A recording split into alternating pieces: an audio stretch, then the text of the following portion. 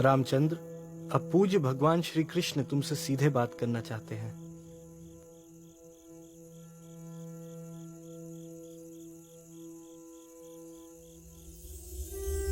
प्रणाम भगवान।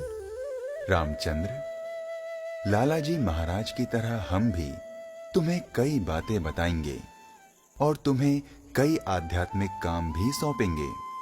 हमें आशा है कि तुम इन कामों को कर्तव्यबद्ध होकर निभाओगे। जब भी तुम्हें हमारी सहायता की आवश्यकता होगी, तुम हमें बुला लेना। महाभारत में आलोचनापूर्ण संशोधनों की आवश्यकता है। हमने अर्जुन को विराट की दशा दिखाई थी, जहां भौतिक संसार में घटित होने से पहले घटनाएं प्रकट होती हैं।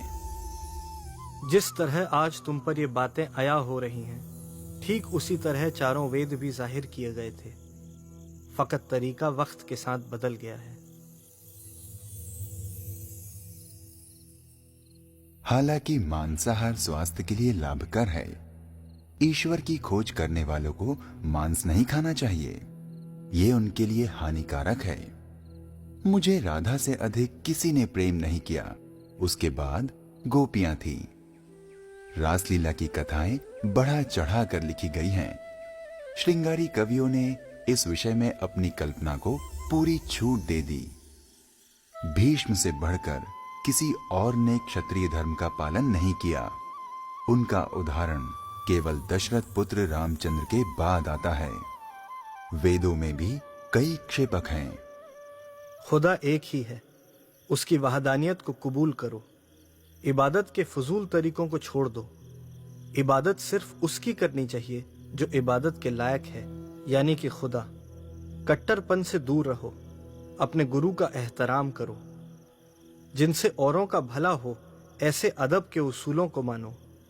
अपनी रही और तौर तरीकों को सादा रखो।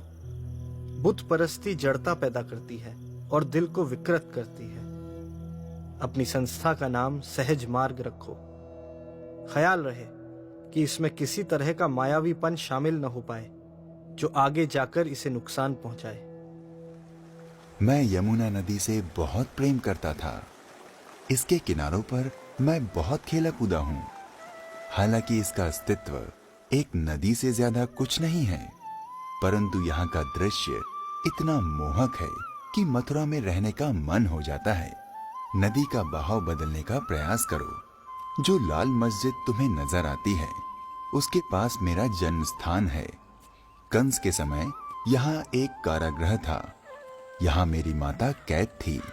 नंदगांव में एक स्थान है जहाँ एक धोबी घाट है। तुम्हारे ससुर के घर के पास एक टीला है। कुब्ज का कुआं पाट दिया गया है। मथुरा को नूरे इलाही से रोशन कर दो और जमुना नदी का बहाव बदल दो। यमुना पर बने पुल के करीब ही एक गर्म पानी का सोता भी है। मेरी हिदायत है कि जो काम तुम्हें सौंपे जा रहे हैं, उन्हें एक ही साथ करने की कोशिश न करना। इससे तुम्हारी सेहत पर असर पड़ सकता है।